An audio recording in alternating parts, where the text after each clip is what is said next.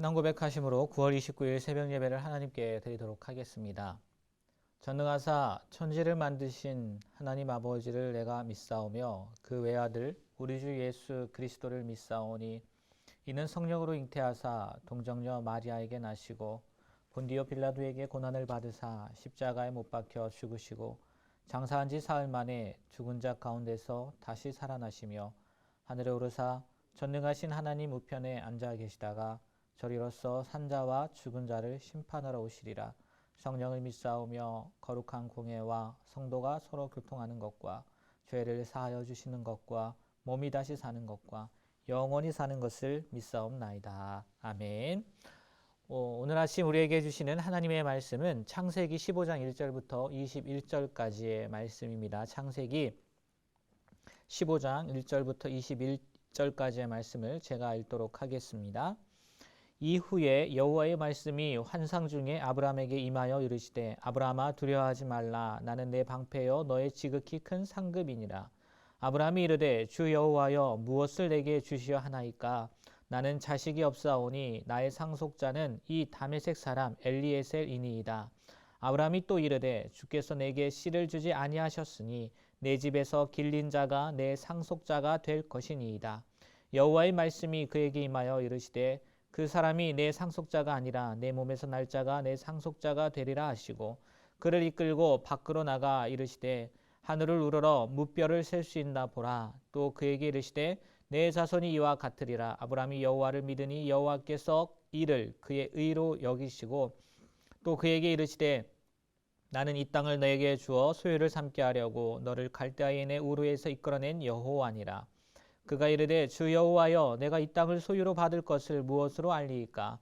여호와께서 그에게 이르시되 나를 위하여 3년 된 암소와 3년 된 암염소와 3년 된 순양과 산비둘기와 집비둘기 새끼를 가져올지니라.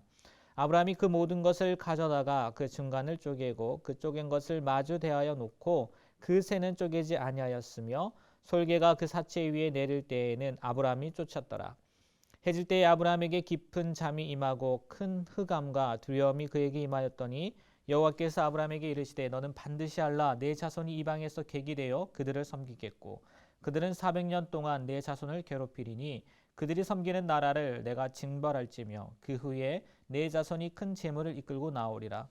너는 장수하다가 평안히 조상에게로 돌아가 장사될 것이요 내 자손은 4대 만에 이 땅으로 돌아오리니 이는 아모리 족속의 죄악이 아직 가득 차지 아니함이니라 하시더니 해가 져서 어두울 때에 연기 나는 화로가 보이며 타는 횃불이 쪼갠 고기 사이로 지나더라. 그날에 여호와께서 아브라함과 더불어 언약을 세워 이르시되 내가 이 땅을 애굽 강에서부터 그 큰 강 유브라데까지 내 자손에게 주노니 곧 겐 족속과 그니스 족속과 감몬 족속과 헷 족속과 브리스 족속과 르바 족속과 아모리 족속과 가나안 족속과 기르가스 족속과 여부스 족속의 땅이니라 하셨더라. 아멘. 오늘 말씀은 아브라함과 하나님이 맺은 횃불 언약에 대한 내용입니다. 먼저 내용을 간략히 설명하자면 가나안 땅에 대한 그 거듭된 하나님의 약속에도 불구하고 아브라함은 나이가 많고 또 자식은 없고 그래서 실제적인 고민을 하게 되죠. 어떤 고민이요? 종 엘리에셀이 상속자가 되는 것이죠.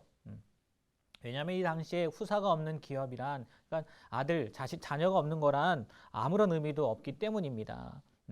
아브라함은 이 문제를 하나님께 말씀드리게 된 것이고 이에 하나님은 다시 한번 후사와 가나안 땅에 대한 약속을 주시고 아브라함은 말씀대로 희생제물을 바치고 그 고기 사이로 하나님의 임재의 상징물인 횃불이 지나감으로써 이루어집니다. 그 사이 하나님은 아브라함에게 애굽에서의 종살이도 말씀해 주시는 내용이 오늘 말씀의 내용이죠.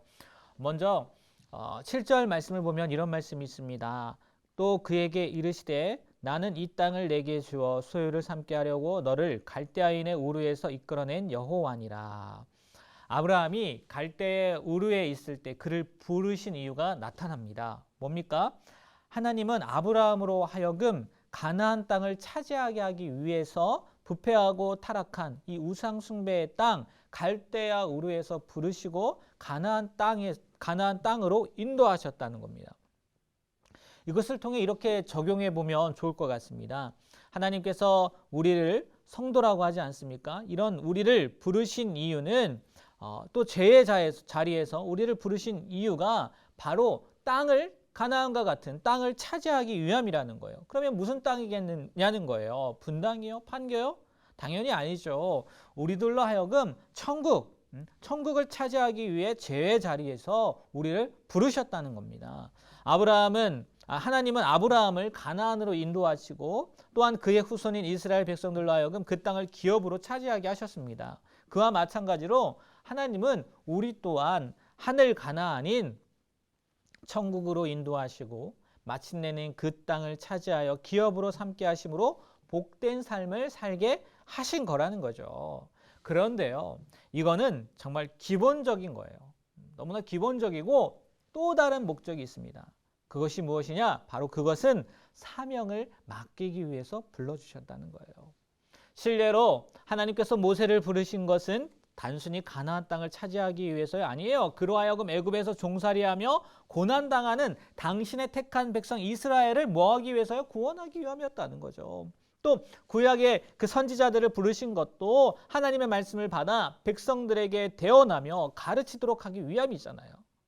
신약시대에 예수님께서 제자들을 부르신 것도 천국뿐만이 아니라 그들로 하여금 구원의 복음을 전하게 하기 위함이었다는 거죠. 사명이 있었다는 거예요. 마찬가지로 하나님께서 오늘날 우리 성도들을 부르신 데에도요, 분명한 목적, 우리에게는 뭐가 있다고요? 사명이 있다는 거예요. 당연히 그 목적은요, 그 사명은 성도 개개인에 따라 다릅니다. 다 달라요. 성경에 나와 있는 것처럼 어떤 사람에게는 전도자의 사명을 맡겼을 수도 있고요. 어떤 사람에게는 가르치는 사명을, 또 어떤 사람에게 또 다른 사명들을 맡기셨다는 거예요. 그러므로 하나님께 부름받은 우리는 자신이 어떤 사명을 받았는지 잘 살펴보아야 된다는 거예요. 그리할 때 우리는 하나님의 부르심에 부합하는 삶을 살 뿐만 아니라 하나님께서 맡기신 사명도 충실하게 감당할 수 있을 것입니다. 그러면 또 여기서 질문이죠. 내가 받은 사명이 무엇인지 어떻게 알 수 있느냐는 거예요. 저도 모릅니다. 네. 제가 여러분의 사명을 어떻게 알 수 있겠습니까? 네. 저는요, 제 사명 완수하기에 바빠요. 그런데요, 이런 말이 있더라고요.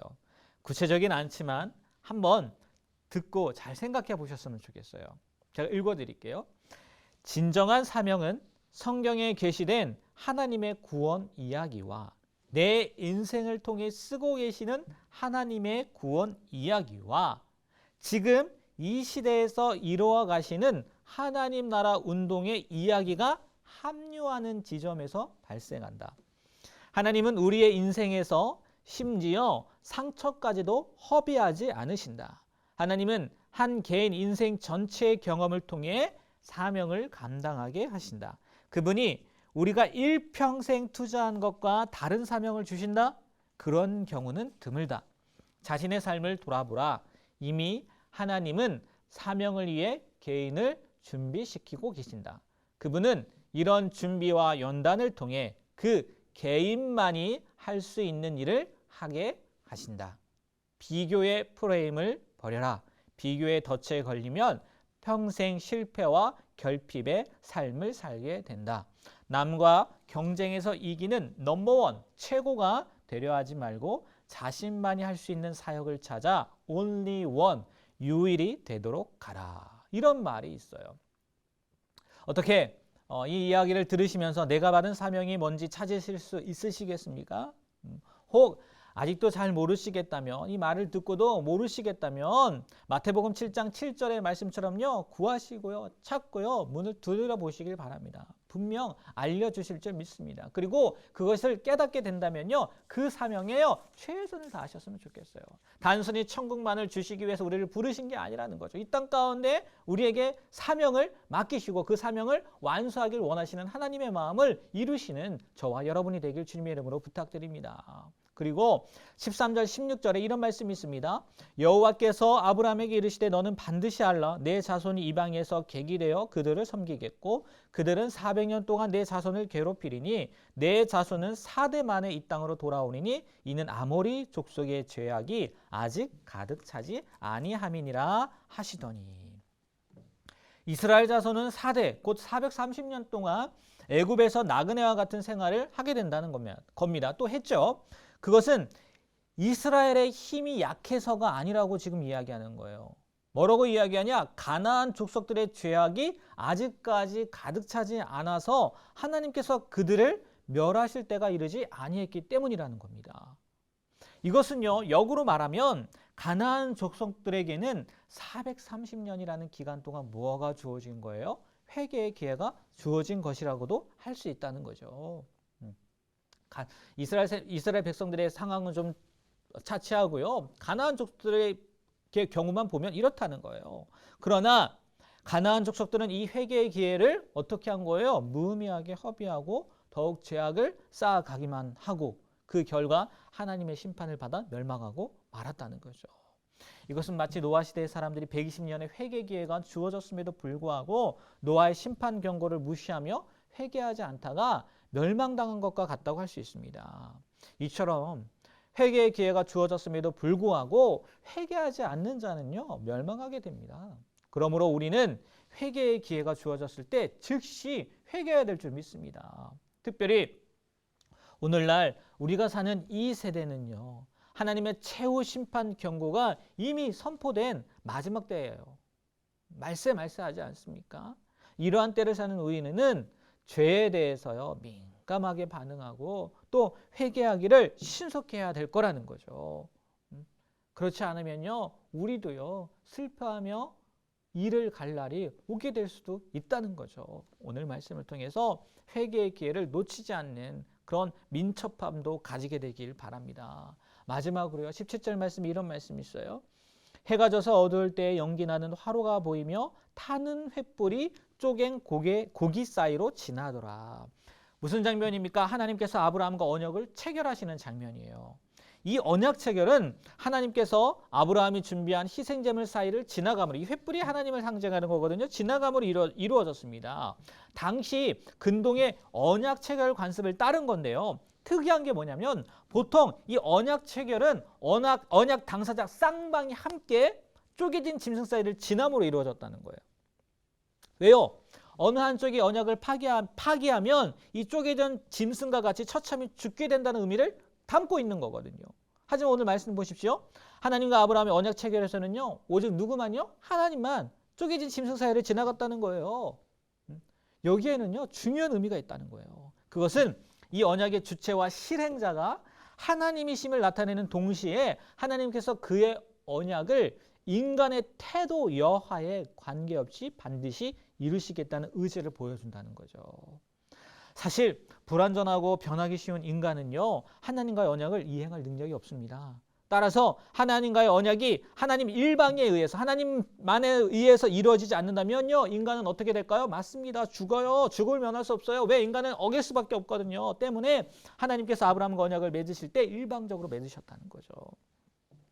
이것은 인간을 향한, 우리를 향한 하나님의 사랑이 얼마나 크고 놀라운지 잘 보여줄 뿐만 아니라 우리의 구원이 우리들의 노력의 결과가 아니라 오직 하나님의 은혜로 주어지는 것임을 명백하게 보여주는 그런 말씀이라는 거죠. 여러분, 그렇습니다. 천국 구원은요, 전적으로 하나님의 은혜의 선물입니다. 우리는 이처럼 무조건적인 은혜로 죄악된 우리에게 구원을 베푸시는 하나님의 은혜에 감사하며 찬송하는 것은 물론 그를 위해 우리의 모든 것을 아낌없이 드리는 삶을 살아야 할 것입니다. 여러분, 하나님은 아브라함을 찾아와 언약을 맺으시고 아무 조건 없이 약속들을 제시해 주셨어요. 마찬가지로 하나님은 오늘날 우리와 그리스도 안에서 언약을 맺으시고 천국 구원을 약속해 주셨습니다. 특별히 하나님은 우리의 언약을 맺으실 때 당신의 주도하에 일방적으로 맺으셨는 바 우리는 우리의 행위에 관계없이 그 약속들이 반드시, 왜? 하나님이 하신 거니까 반드시 성취될 것을 확신할 수 있다는 겁니다. 따라서 우리는 하나님의 약속을 추호도 의심하지 말고 그것이 이루어질 날을 소망하며 살아가야 될 줄 믿습니다. 우리 다 같이 기도하도록 하겠습니다.